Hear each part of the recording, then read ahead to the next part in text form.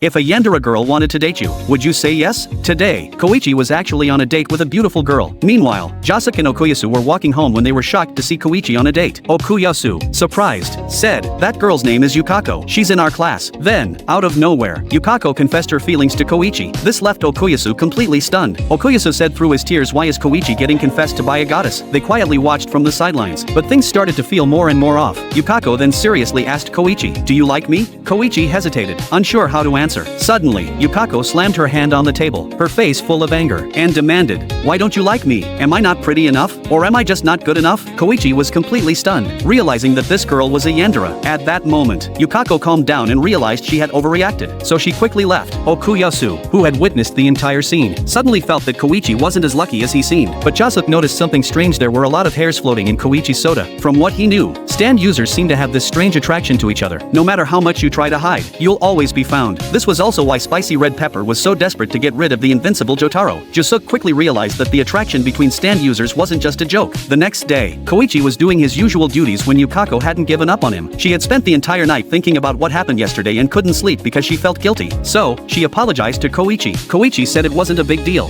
and Yukako was thrilled. She even spent the night knitting him a sweater that fit perfectly and prepared a protective charm, along with a bento to share with him. While Koichi found it heartwarming, he also felt a bit frightened. Just as he was wondering how to reject her, the class president suddenly asked him to take out the trash, giving him a chance to escape. But Yukako, still silent, let her hair float in the air. In the sunlight, it looked terrifying, almost like cars. Then, she went downstairs to warn the class president not to interfere with Koichi. However, the class president wasn't taking her seriously, which angered Yukako. She immediately injected her hair into the class president's head, and set her hair on fire, blindfolded her, locking her tongue so she couldn't scream for help. Luckily, Okuyasu arrived just in time, and though his methods were rough, he managed to save the class president. Jasuke confirmed that Yukako was the stand user controlling her hair. Recently, Koichi had been bothered by Yukako's behavior, which caused his English grades to drop dramatically. He wanted to just reject Yukako's confession outright, but Jasuke advised him, doing that will just make things worse. Jasuke suggested that the best strategy was to make Yukako think Koichi was an unreliable bad guy, but Koichi didn't have any bad habits. So, Jasuke and Okuyasu deliberately started spreading rumors in front of Yukako, saying, "Koichi steals things, never repays money, cheats on tests, and his grades are terrible." But they underestimated Yukako's Yandere tendencies. One night, while Koichi was asleep, Yukako broke into his house and kidnapped him.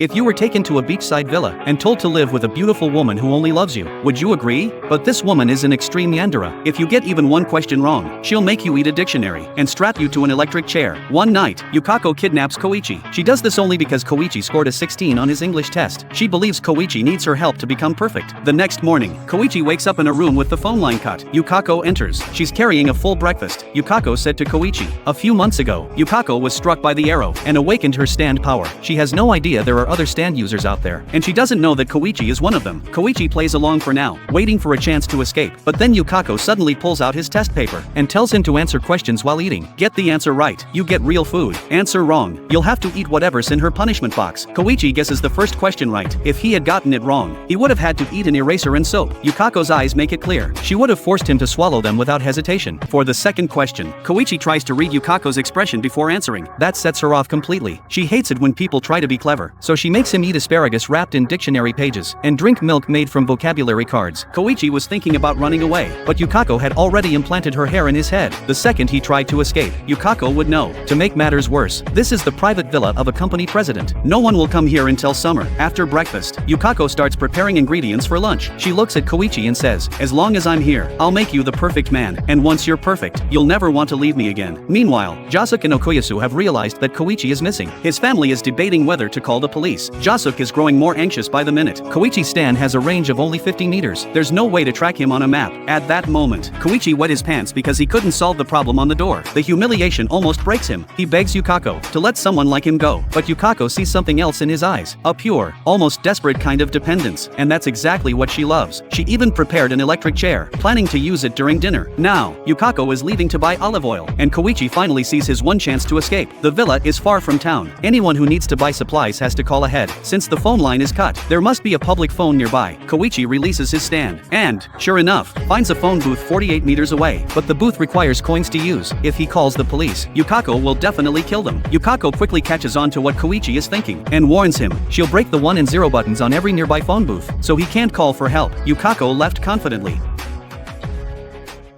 After learning that his father's true intention was to protect the family, Keicho loosened the chains. At this moment, Okuyasu also arrived upstairs and saw their father, transformed into a monster. For the past 10 years, their father had been guarding the family from within the box. Okuyasu couldn't hold back his tears. At this point, Jasuke asked Keicho to hand over the bow and arrow, offering to find someone to help treat their father. Seeing that Keicho was hesitating, Okuyasu joined in to persuade him. Even if their father's body couldn't be healed, perhaps his mind and memories could still be restored. Keicho believed it was too late to turn back now. He distanced himself from his brother, and firmly stated that he was the one who had killed everyone. Just then, Jasuke noticed something outside the skylight. A stand-in, charged with electricity, suddenly emerged from an outlet and attacked Okuyasu. Keicho pushed his younger brother out of the way. He himself was punched through. This body double is Chili Pepper, someone Keicho had once shot. As Chili Pepper's psychic power grew stronger, he became more powerful. He dragged both the bow and Keicho into the outlet. Even at the very last moment, Keicho was still concerned about his brother. He told Okuyasu not to touch him, or he would get pulled into the mess as well. Everyone rushed to the rooftop, where they found Keicho's body, burned and charred on the power pole. Even Okuyasu, though slow-witted, could understand that his brother had sacrificed himself to save him in his final moments. Unfortunately, he had no idea how many people his brother had turned into stand-ins. Afterward, Keicho was buried in the Guajian cemetery on the west side of Morio town. Okuyasu decided to stay there with his father for the time being. Since it was close to Jasuke's house, they often went to school together. Meanwhile, Jotaro received a call from Chili Pepper. He warned Jotaro to leave Morio town, saying he didn't want to cause any more trouble as long as it didn't bother him. After saying that, he blew up the phone. It seems that Jotaro will have to stay in Morio town for a while longer. She'll kill the boy on the spot if he shows even the tiniest hint of not liking her. This woman's name is Yukako, an insanely obsessive and deranged yandere. She's trapped Koichi, the boy she's head over heels for, in this beachside villa against his will. None of the communication gadgets inside work, dozens of meters away. The only way to call for help is to head to a phone booth. When Yukako stepped out to make a call, Koichi panics and shoves every piece of furniture in the villa against the door to block it tight. He does this to keep Yukako from bursting in and hurting him out of nowhere. When Yukako gets back from her call, only to find the door blocked by furniture, she fights to hold back her blazing anger, and pours out her love for Koichi through the door. Then she grabs the electrified doorknob. Yukako snaps at Koichi furiously, but Koichi can't take her torment anymore. He refuses to open the door, no matter what. Yukako refused to tolerate Koichi going against her. She even unleashed her hair to hurl the furniture out of the way with brute force. But when she swings the door open, she's hit with a shocking sight. Koichi even sliced off his own hair. This was his way of declaring he'd never bow down, no matter what. He stands his ground with unshakable eyes, convinced Yukako doesn't stand a chance against him. Yukako was absolutely enraged. Her hair began to grow wildly, swarming densely from all directions to surround Koichi in an instant. She glares at Koichi with pure venom, forcing him to answer. Does he love her or not? She even threatens to off him right then and there if he dares to say he doesn't. Koichi, who's long since had enough of this chaos, stares back at her with eerie calm. He speaks slowly and clearly. Word for word, he's never liked her, not even once. As soon as Koichi finishes speaking, Yukako's hair tightens abruptly, wrapping around him like a vice in an instant. Just as Yukako thinks she's got this in the bag, she's suddenly blown backward by a massive force, crashing hard onto the floor. Turns out, Koichi's stand power lets onomatopoeia written on objects come to life. Yukako got blown away because Koichi had already written an explosion onomatopoeia on his clothes beforehand. Yukako plummeted to the edge of the cliff, her hair turning as white as a bedsheet. Even though Koichi doesn't like her, he still worries about her safety. He immediately sends his stand over to check if Yukako is still alive. When the stand detects Yukako's heartbeat, Koichi lets out a sigh of relief, but then she lashes out suddenly, grabbing Koichi's stand. Koichi struggled to unleash his stand and fight back, but Yukako reacts faster. She swats away all his attacks with a single wave of her hand. The stand's tail was struck down onto the rocks below the cliff. Yukako fixed the man who'd shattered her looks with a murderous glare. A searing hatred surges within her. She even wants to castrate him with her own hands to get revenge. At that split second, the cliff lets out a sharp cracking sound. Koichi shouts at Yukako in agony when his stand was checking her heartbeat earlier. It had already heard cracks from inside the cliff. This place is about to collapse, but Yukako, blinded by hatred, refuses to listen to a word Koichi says before she can make another move. The rock under her feet suddenly crumbles. Yukako screams as she plummets off the cliff. Lucky for her, Koichi had anticipated this. He used his stand power beforehand to turn the rocks below the cliff as bouncy as springs. Yukako, who'd fallen, bounces back up from the elastic rocks and lands on the shore. Back on the shore, Yukako stares at Koichi. A million emotions flood her heart. Just moments ago, she'd been filled with bloodlust, wanting to kill him. She never expected that in such a desperate situation, Koichi would have planned ahead to save her. After this incident, her love for Koichi only grows stronger. She watches Koichi's retreating figure and thinks to herself, even if Koichi never gives her the time of day for the rest of his life, she'll hold on to this love forever.